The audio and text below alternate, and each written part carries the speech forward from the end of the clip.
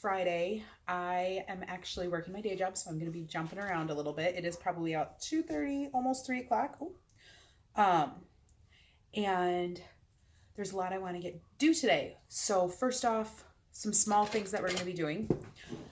I need to feed my sourdough starter because I need to make sourdough bread today.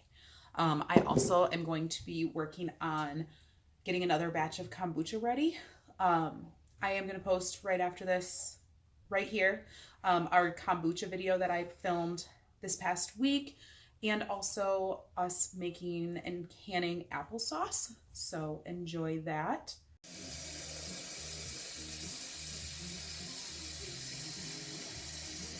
Now, this kombucha recipe is actually the one my mom has been using for well over 20 years. We start with about a gallon of well water or spring water. You do not want to use city water due to the chemicals that are in it.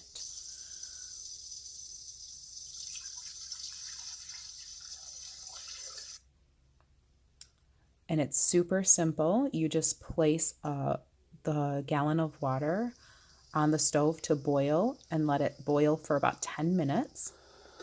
Then add anywhere from a third to 1 cup of sugar. I tend to go with about a half myself. And you let that boil for a little bit. Now this recipe will be located on our blog at zbfarms.com. Once you get the sugar boiling, take it off of the burner and add some tea bags. And we use black tea, but you can use black or green tea, just not matcha green tea. After the tea bag steep for a little bit, then you let this cool completely until it's at room temperature.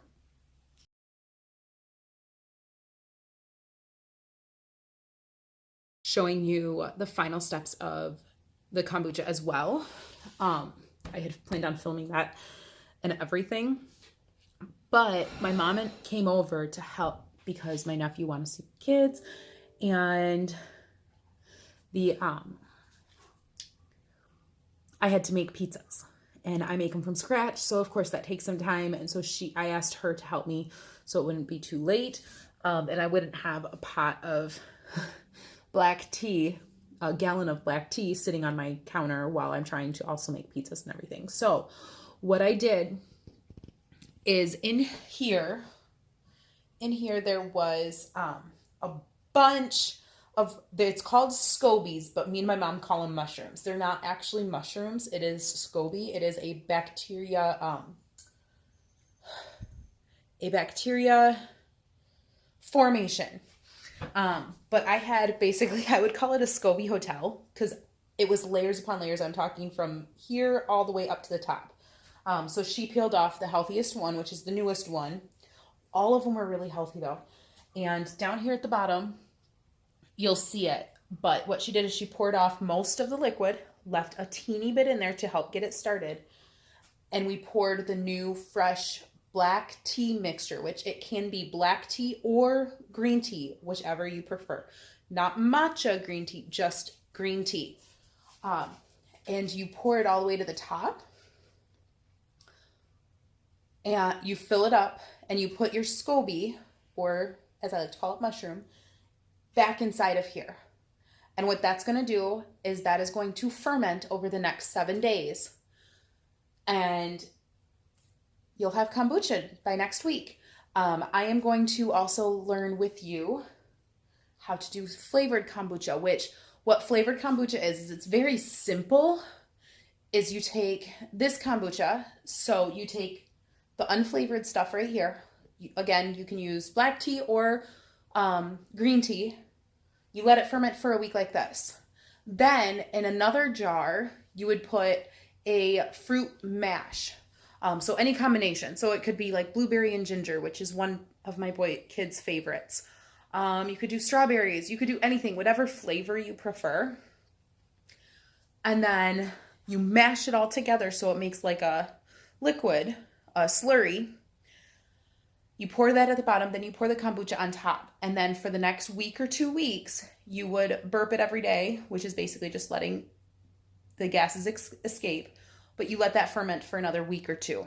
And then you have flavored kombucha. So I'm going to take this, give it a week, then I will start drinking the standard kombucha while I'm making flavored kombucha. So we will do that next week. But I wanted to at least get this done for you because I'm so excited to get back into that making, and please do not mind the mess of our house. It's normal in this family.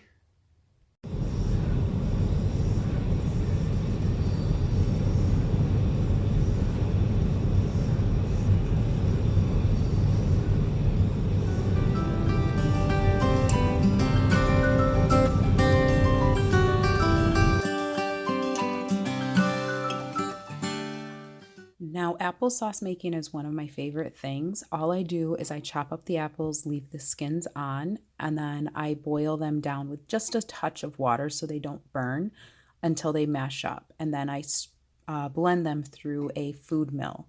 Now here, one of our boys is actually trying out a thing we saw on TikTok where we take apple slices and we make little mini hand pies using those apple slices and some puff pastry. And he had so much fun doing this, and they were so good. We finished the entire batch in one night.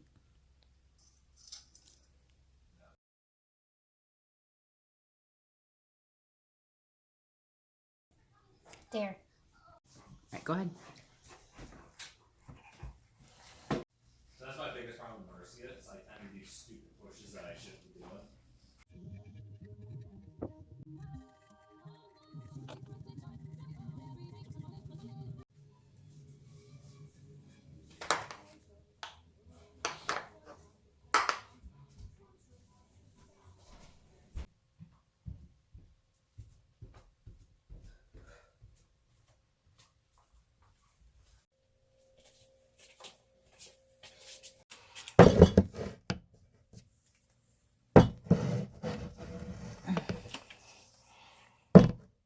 So we are down in our food pantry room right now.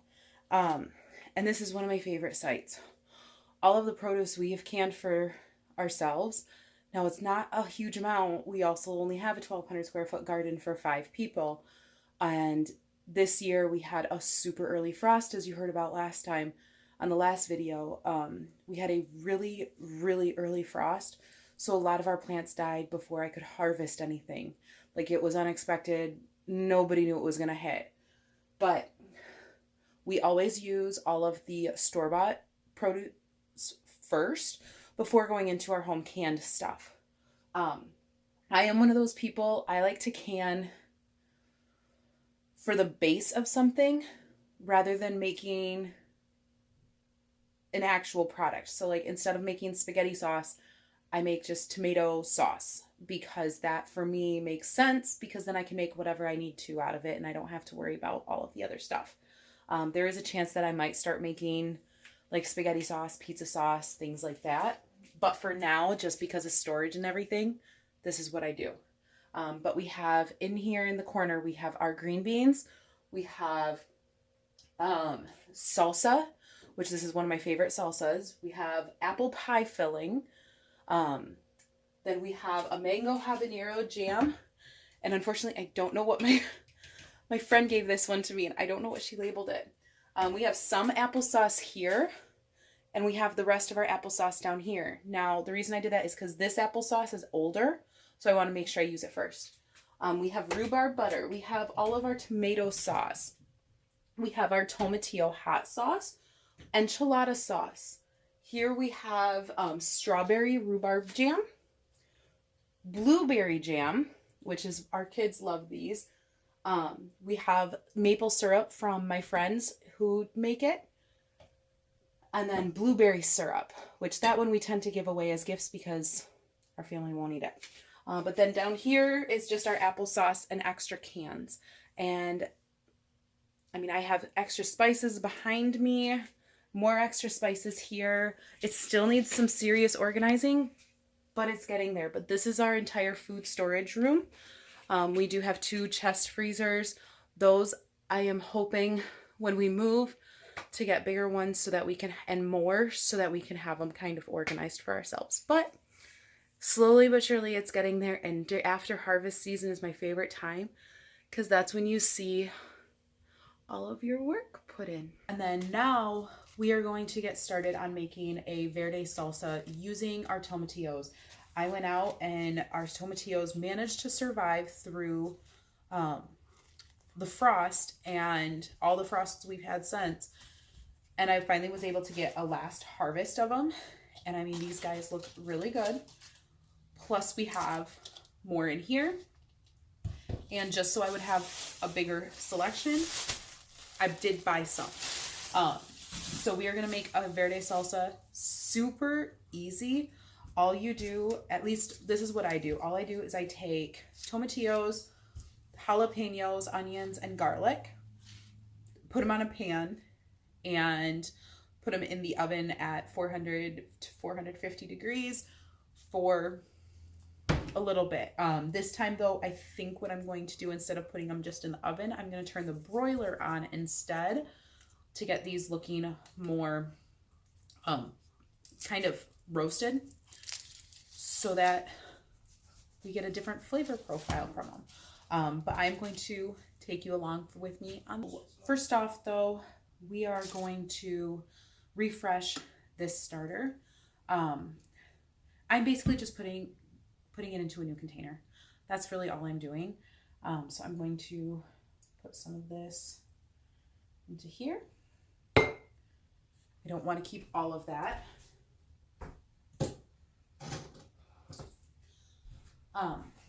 And then what I'm going to be doing next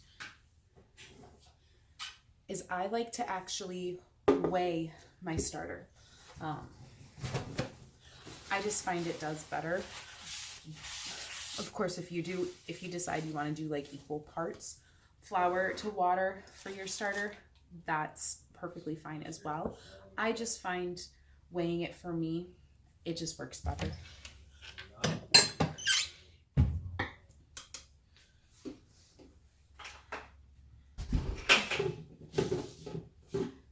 Now with starter, you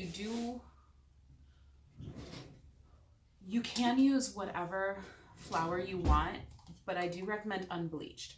And the reason for that, and it's not really even a recommendation, don't use unbleached. The reason for that is use unbleached. Bleached flour will tend to kill off the yeast, so make sure you are using unbleached, not bleached. Confused myself there for a second. But I'm doing about 50 grams of flour and 50 grams of water. I'm doing this because I do want to make some bread this weekend. That is my goal. So I'm going to get this fed. And I'm just using a simple bread flour for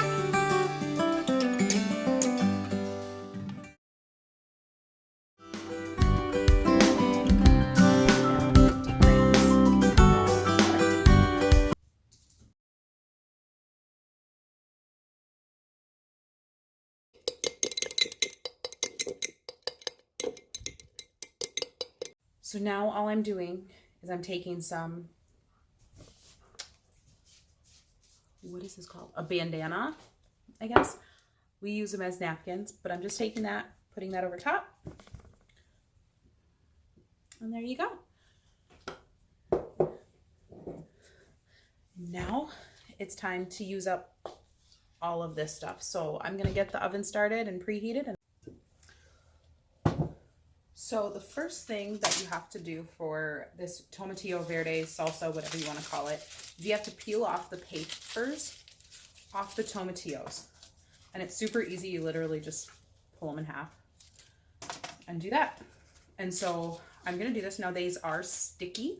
And so what you want to do is you do want to rinse them to get the stickiness off before you actually bake them or anything. So I'm going to get these taken care of, fill this up at least, get them cleaned, and we'll keep going.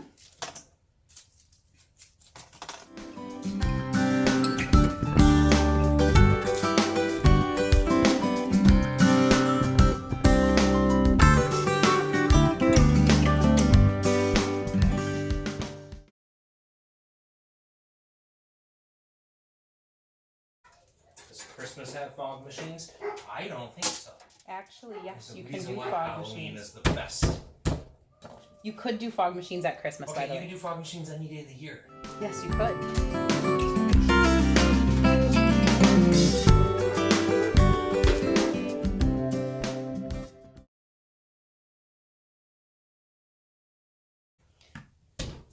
So right now I am just peeling some garlic for the tomatillo verde salsa. So this garlic is grown. We grew that this year. So I'm super excited about this.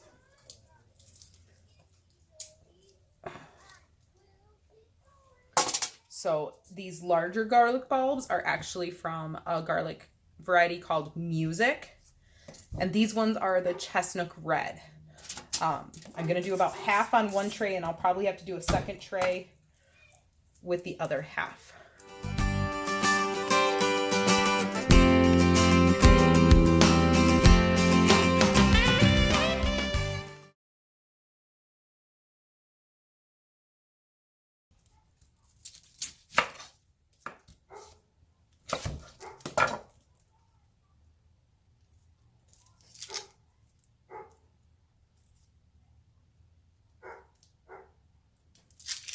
Now we're doing a couple of onions. I'm going to do probably 2 on this tray and then 2 on the next tray. And for these, super easy. Just cut them into smaller chunks. Because all of this, as I stated already, these are all going to get blended.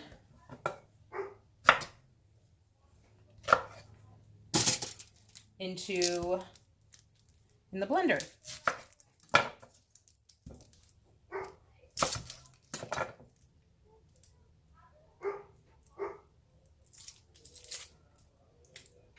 Don't mind my wonderful dog barking. He wants to be wherever the people are. And right now he's in the backyard and all of the kids.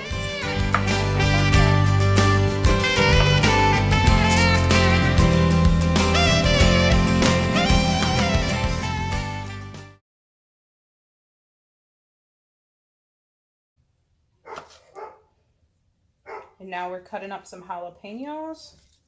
And these, same thing, you just leave them whole. I am de-seeding them just because my kids don't like things super spicy. So I am removing the seeds from. Most of the seeds, I should say. I'm not removing all of them.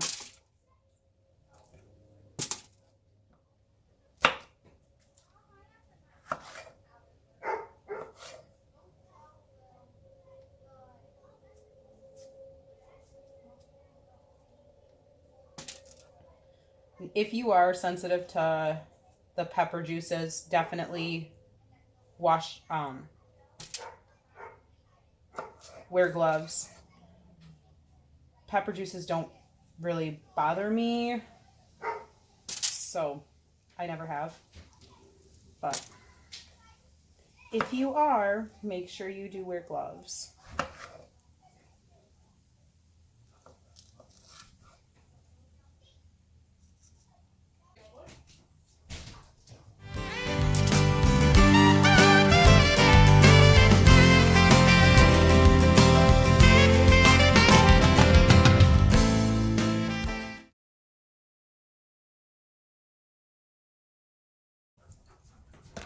So now I'm going to drizzle this with olive oil and then some salt and pepper. And there we go.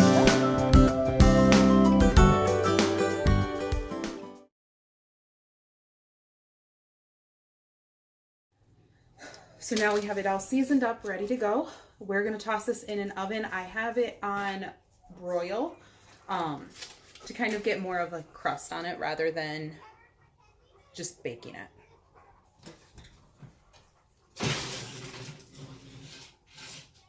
And then we're just going to keep an eye on it to make sure it's firm. That's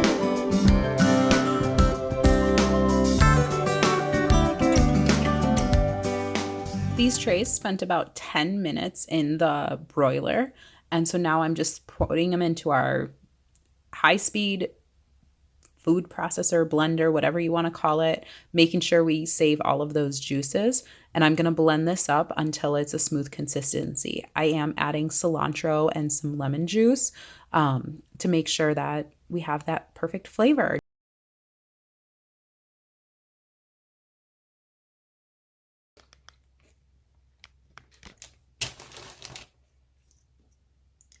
You always got to taste test.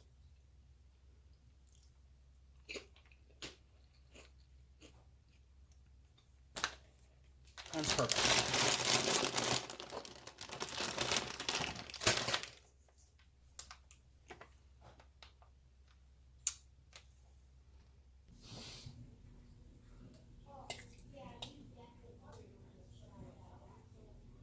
The recipe for this salsa will be found on our blog as well. Any recipes in this video will be found there as well, along with how we can them.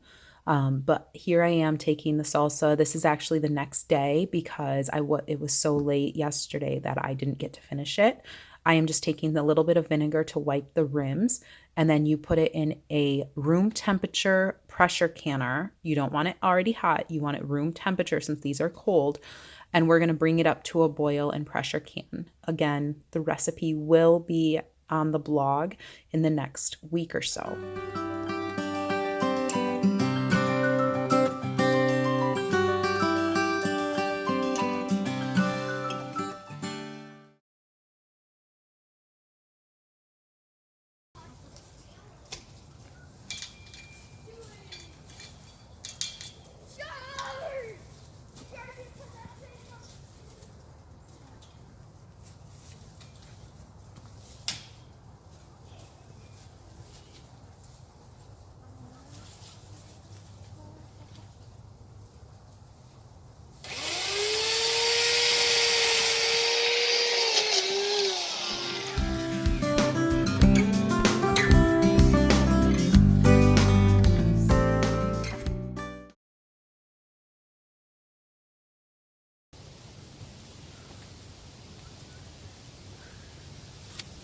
So one thing I'm doing in my garden that can be rather controversial for most people is we are actually putting our leaves from our trees in the garden.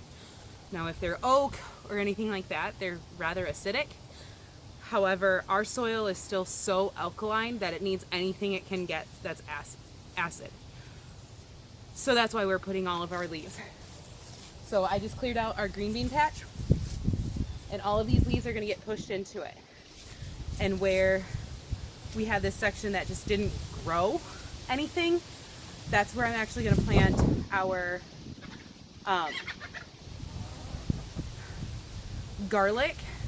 We're going to get that all planted in there, and then we're going to cover it with a bunch of compost and stuff so it's nice and thick, and then we'll also get milk on that too.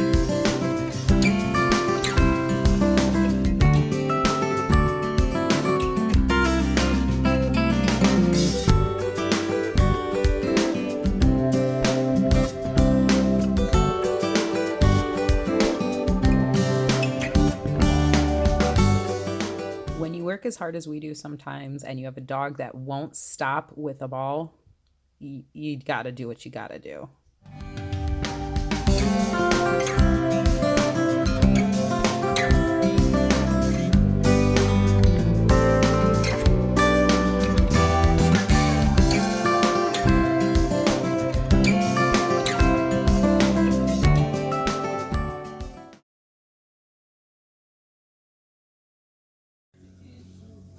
So we actually finished up our verde salsa, the tomatillo verde salsa. That's already back here cooling for 24 hours.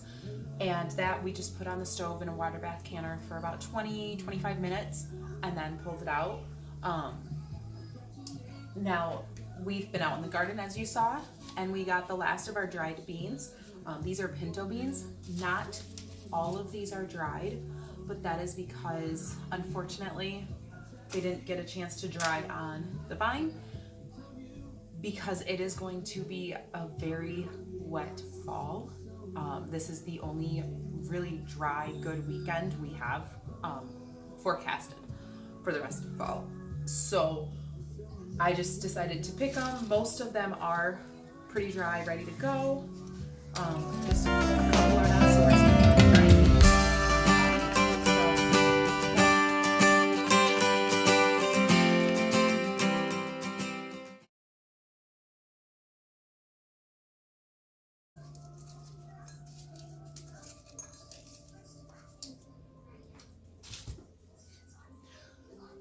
This is one of those tasks that I do when I'm working on something else.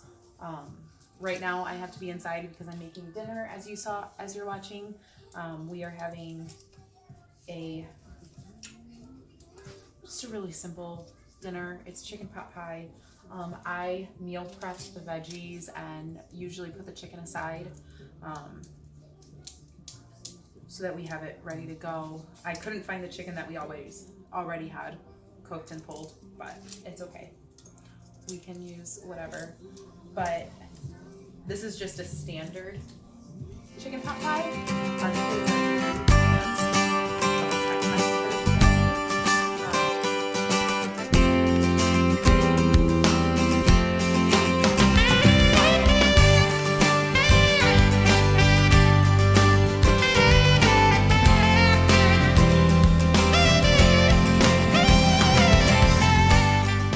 Just before we went to the pumpkin patch to get pumpkins, we saw a TikTok that showed people having their chickens carve a pumpkin. I'm just going to say right now, our chickens did not understand the assignment, and you will see shortly.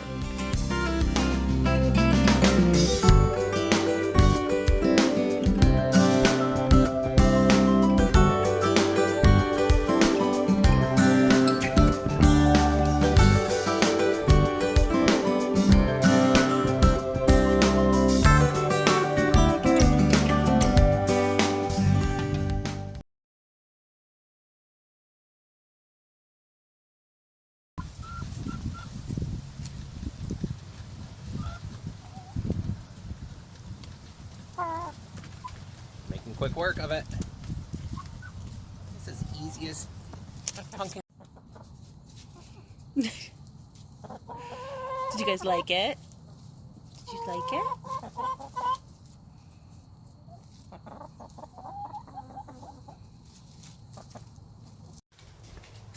It is now Sunday, and today we are actually going to spend it in our front yard.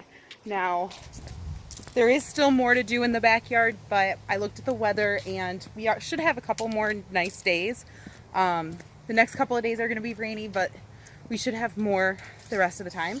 So I'm going to work in the front yard, get this bed cleaned up for winter, get all that stuff, and then I have this bag of a mixture of tulips that we dug up at the Tulip Festival earlier this year that you saw. This is a bag of all of the random bulbs that we happened to find with digging through the dirt, and we don't know what they are. So these are all going to get spread out in all of the gardens up here. So there's going to be some in this one, some over here. There's 2 more gardens around the corner, and then there's also one right back here. So those tulips are going to get kind of spread out all over the place, wherever I can find a spot. But first, we need to dig this stuff up, get this cleaned up. There's a whole bunch of lily of the valley in this one, so I want to get some of those pulled because they do grow. I love them. They're a great flower, but they do start choking out other plants. So I'm going to try and do that today as well. We're going to see how far we get. And that plant, I don't know. It's probably going to stay for a little bit longer.